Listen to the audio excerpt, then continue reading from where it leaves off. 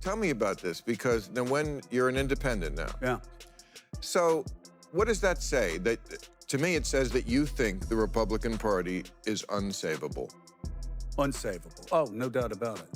Because otherwise you would want to stay on, right, and reform it, but you think it can't be saved. It cannot be saved. I've never argued with that. I've never argued that of a false equivalency. I just said there is misinformation from both sides. Well, sorry, no, I lived through COVID. Don't tell me there wasn't misinformation. But there's a difference between... I lived through stupid policies based on bad information and stifled information. Things between Bill Maher and MSNBC's Joe Scarborough just took a wild turn, and viewers can't stop talking about it. Their heated exchange on air left Scarborough fumbling for words, while Maher delivered one of his signature reality checks. It all started when Joe tried to defend Trump in a way that completely contradicted his usual anti-Trump stance. Maher wasn't having any of it. He called him out right then and there, dismantling Joe's argument with sharp humor and brutal honesty. By the end, Scarborough looked like he was searching for an escape route, while Maher had the audience in stitches. Donald Trump said that he was going to use the military and the National Guard to arrest his political opponents. He was asked if he would back off of that. He said no. And he said no. Yep. In fact, he doubled down. He talked about Nancy Pelosi being evil, her husband being evil, Schiff being evil, talking about arresting them. He said he was going to execute the chairman of the Joint Chiefs of Staff because he was disloyal to him. He told another chief of staff who was a general, I wish my generals were like Hitler's general. It's just another day in the media circus, and the Trump derangement syndrome is back in full swing. Some folks still can't handle the fact that Trump was president, and they'll twist anything he says to keep their outrage alive. Joe Scarborough is no exception. He took Trump's comments, stripped them of all context, and spun them into something dark and exaggerated. Classic media manipulation at its finest. By leaving out key details and motivations behind Trump's words, Scarborough created a one-sided story designed to spark outrage and keep the anti-Trump narrative burning. It's not journalism, it's theater, and Bill Maher was quick to call him out for it.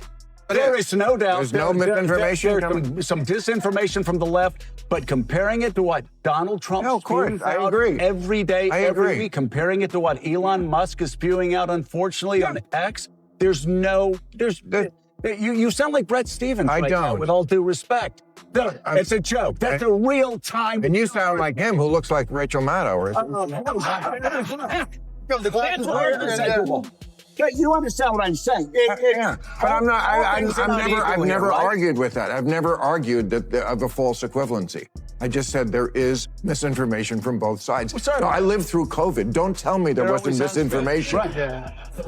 But there's a difference between... I lived through stupid policies based on bad information and stifled information. That's what Zuckerberg said. He said they were forcing us not to put out... The left has become guilty of nearly everything they've spent years accusing Donald Trump of doing. And as Bill Maher pointed out, it's a textbook example of projection. The very behaviors they condemn in Trump are often the same ones they engage in themselves, especially when it comes to spreading misinformation through outlets like MSNBC. Just look at the long list of false narratives they've pushed over the years, the so-called Russian collusion bombshell that Rachel Maddow spent years hyping, the Hunter Biden laptop story they dismissed as disinformation, or the endlessly repeated "fine people" hoax that twisted Trump's words beyond recognition. Each time, MSNBC and similar platforms doubled down without accountability. What's worse is their refusal to admit fault.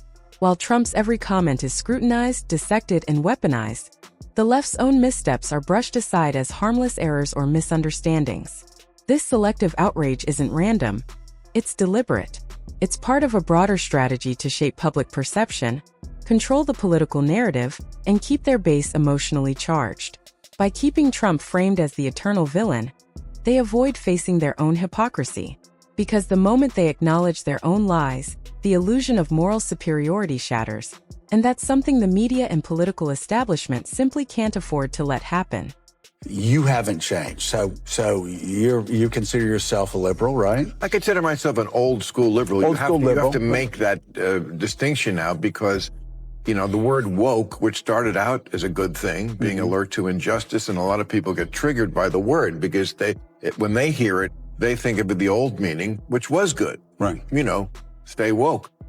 But I'm sorry, language is a living, breathing entity. Words change and they migrate and they take on a different meaning. And woke now has to answer for, or for people have just used the word to ascribe a number of extreme things on the left. Now, here's where I have to disagree with Maher a bit.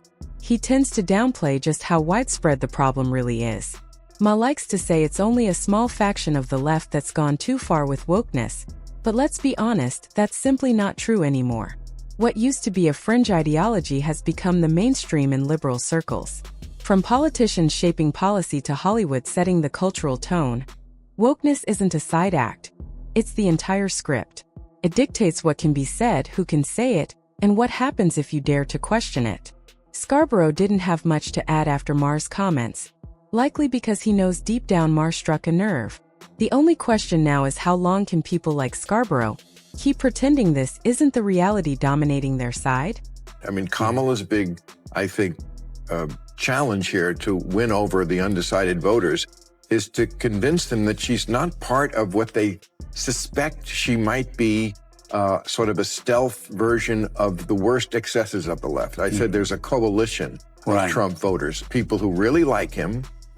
They certainly are those. And then there's people who don't necessarily like him that much, but they still think he's less crazy than stuff that strikes them as aggressively anti-common sense. That takes place on the left. So that's why they keep running that ad about sex changes in prison. You know, like could you... And every football game. Could you get... Every every football game, I see. Could you get more... third rail words into one sentence. Exactly, that's the core of the problem. Kamala Harris can't really separate herself from the woke left, even if she tried, because she's not just connected to it, she embodies it. The woke movement isn't lurking on the edges of the Democratic Party anymore. It is the party. It's the mainstream narrative driving their politics, culture, and media presence. Just look at her campaign trail. Crowds of progressive activists cheering her on, celebrities lining up to endorse her, and journalists treating her with kid gloves instead of real scrutiny. The whole machine runs on the same ideology. That's not a small, radical offshoot. That's the establishment itself. So let's be real. Wokeness isn't a trend Harris is caught up in. It's the engine pushing her forward. You have to, on the one hand, understand you benefited from racism if you're white. There's no doubt about it. And that has to be addressed. It can't be ignored. But also, I didn't personally do it. There's a middle ground there. It's very difficult. Two things can be true at one time. And they are both true at one time. I'm not personally responsible, but did I benefit? Yes, I'm sure I did. People our age definitely did. And so, if we can all agree on things like that, we could then come up with sensible policies. Here I have to agree with Maher. The only real path forward for America is restoring balance and common sense. The country is tearing itself apart because politics has become a performance rather than a pursuit of real solutions. We need leaders willing to focus on what works, not what earns applause from one side. Take racism, for instance. It's not something that can be solved through blanket ideological fixes like DI programs that sound good on paper, but often create more division and resentment. Real change takes strategy, accountability, and nuance. When ideology overshadows practicality, we all suffer. And if we don't return to results-driven leadership soon, this ideological rift will only deepen. But sometimes on the left, they don't want to acknowledge progress because it interferes with virtue signaling.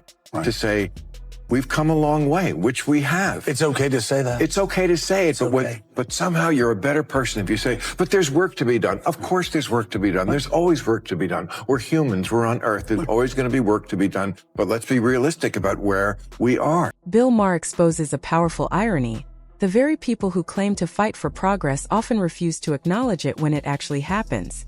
Yes, racism and inequality still exist, but pretending we're living in the same conditions as the 1960s is simply false. America has made undeniable strides, yet many on the left seem determined to keep the narrative of victimhood alive. Why? Because for some, outrage is profitable. Figures like Whoopi Goldberg, Sunny Hostin, and Don Lemon have built platforms that thrive on constant division. If society starts recognizing progress, their influence and their paychecks shrink. So instead of celebrating how far we've come, they keep the anger alive. Maher's point is clear. This endless cycle of grievance isn't about justice anymore. It's about business. I've seen focus groups over the past couple of days of Trump voters who still would support him, who say things like, I like Donald Trump because of where he stands. I can't even say it with a straight face. On the issues. Now you tell me, what the fuck does that mean? What does he, what issues?